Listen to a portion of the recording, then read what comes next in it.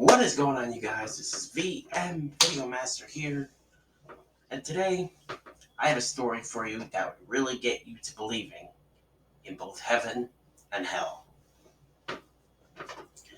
And of course, the old term saying, does it exist? Tonight's story is about a preacher and his wife who don't believe in nothing but God. And they say that the term hell is just a myth.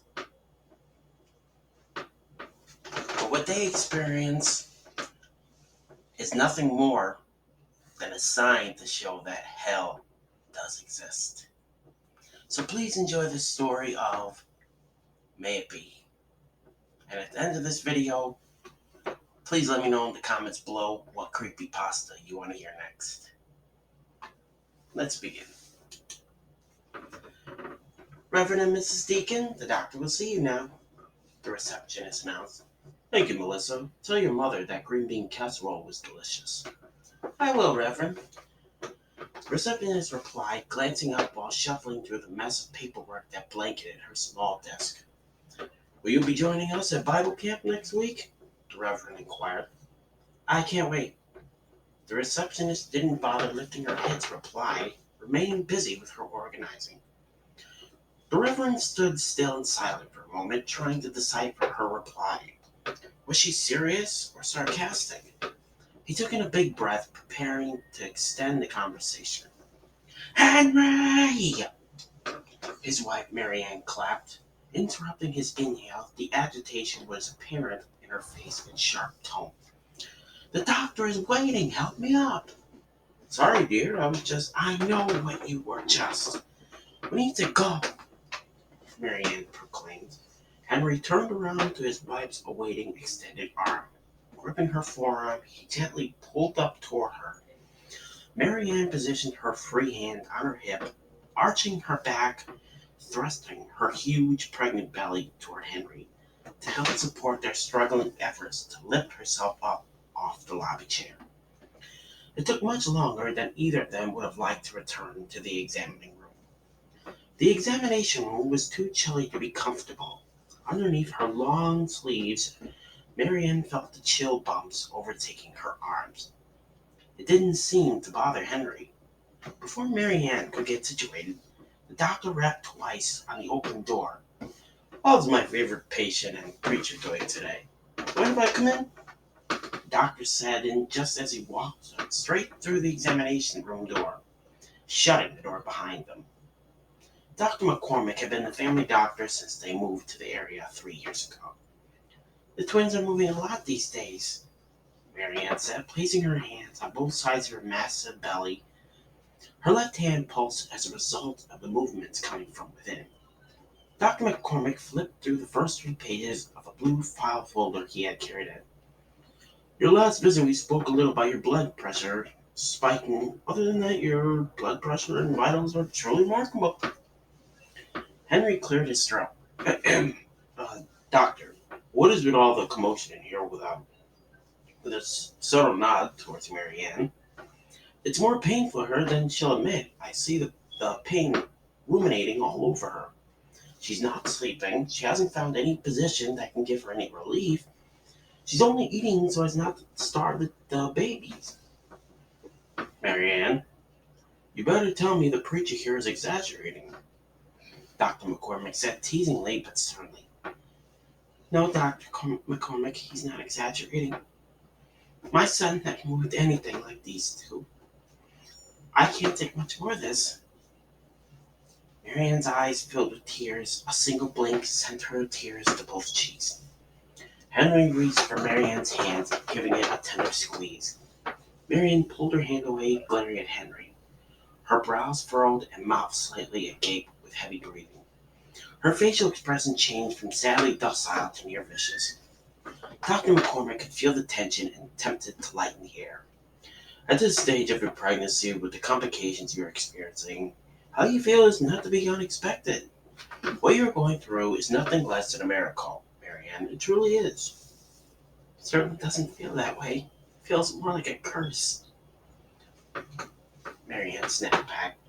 Get the nurse in here to run some lab work. I'm going to put you on complete bed rest. I mean it. I mean it, Marianne. Nothing but bed rest. Do you hear me, preacher?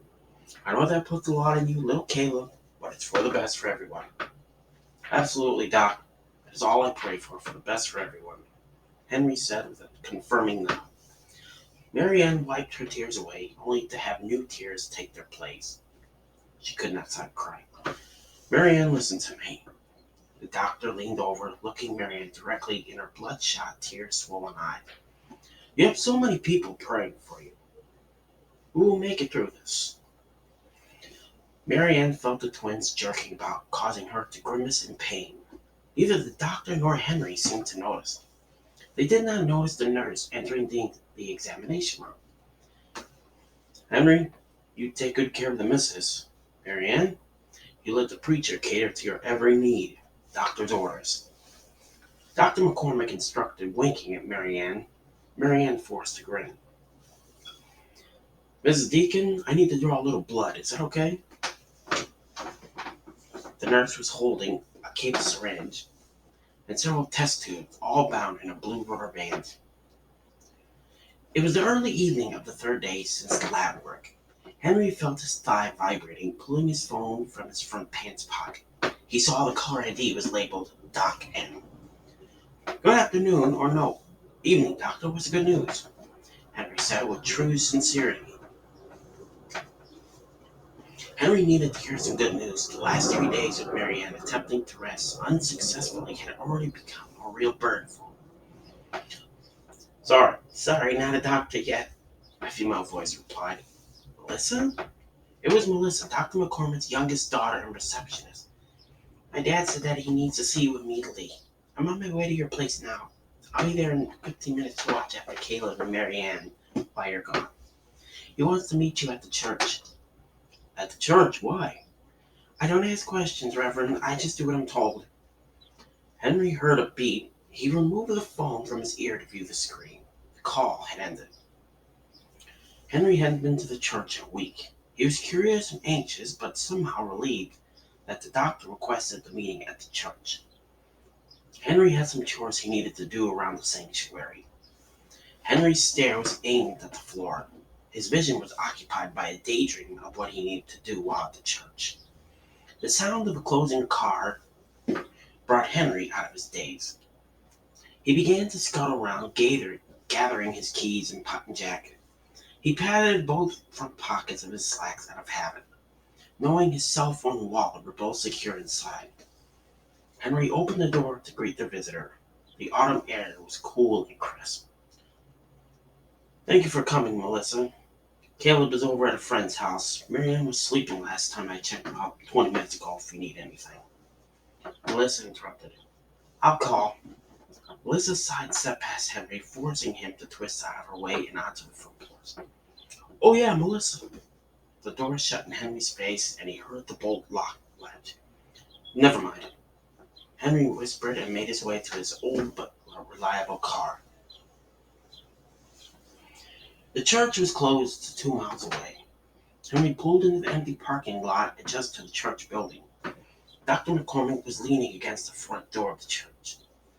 Where's his car? Henry asked himself as he smiled and waved at the doctor. The doctor raised his hand to return the gesture. The sun was setting. Melissa! Marianne screamed with what little energy she could muster. Where is Henry? I need Henry. Something is wrong with the babies. Melissa! Melissa nearly sprained her neck, turning quickly toward Marianne's voice, startled and concerned. I'm here, Miss Deacon, I'm here.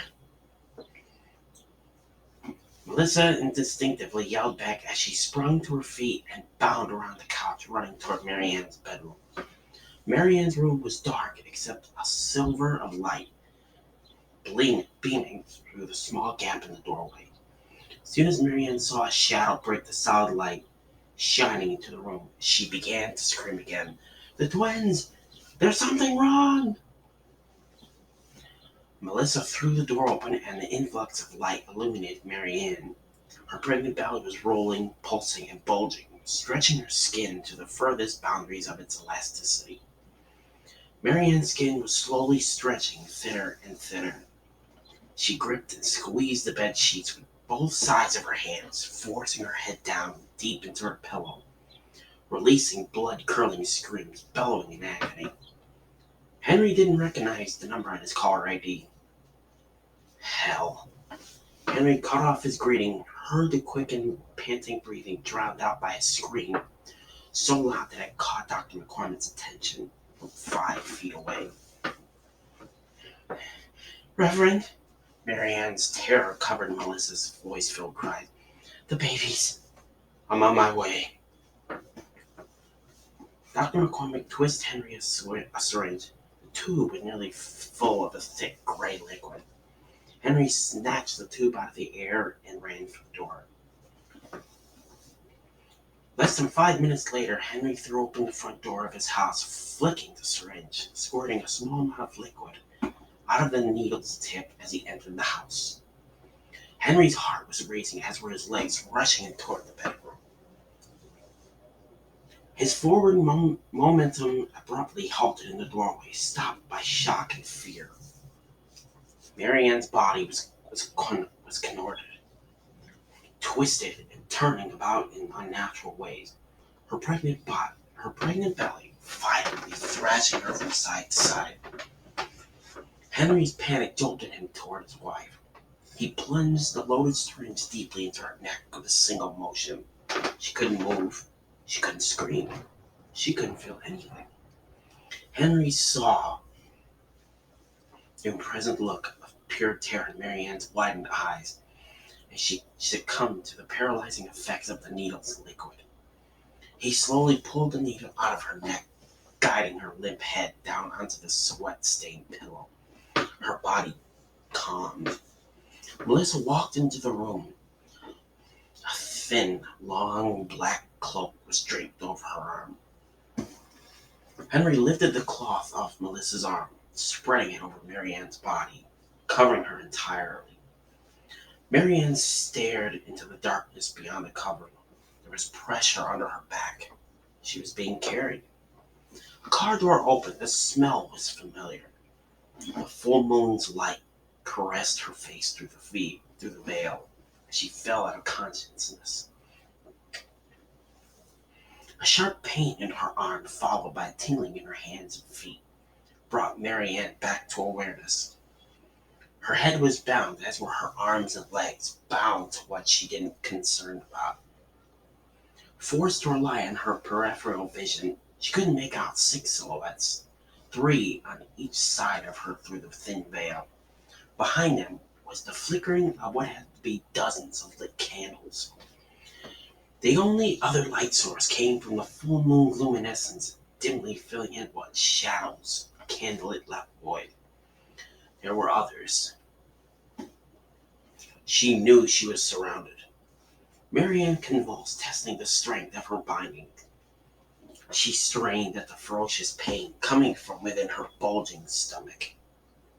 Without warning, the veil was ripped away, exposing her naked body. The 6 silhouettes were now 6 bodies cloaked in hooded regalia. Marianne couldn't see over her mounted belly. What she did see turned her blood cold with terror. 2 clawed hands were pushing up and out from her insides. Marianne could feel a burning in her abdomen. Her internal organs were being crushed and torn, causing her insufferable pain. The gag in her mouth muffled.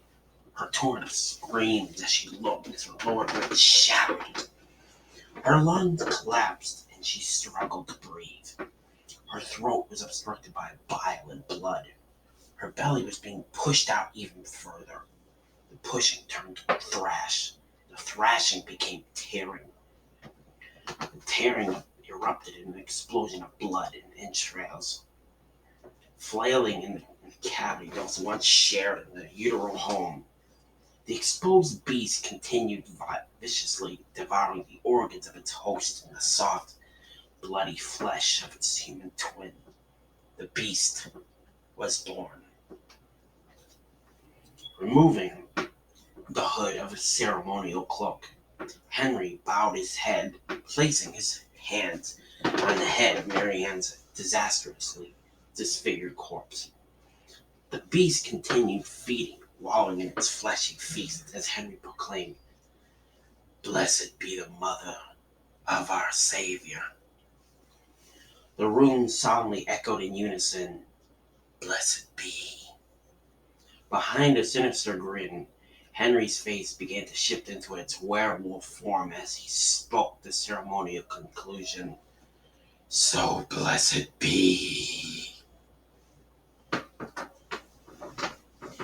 Well, you guys, I hope you enjoyed this story of So May It Be. And like I said in the comments below, let me know what you want to hear for the next creepypasta. And I will be uploading these every Monday, Wednesday, and Friday. And like I always say, be careful out there. And like I always say, I will see you in the next video.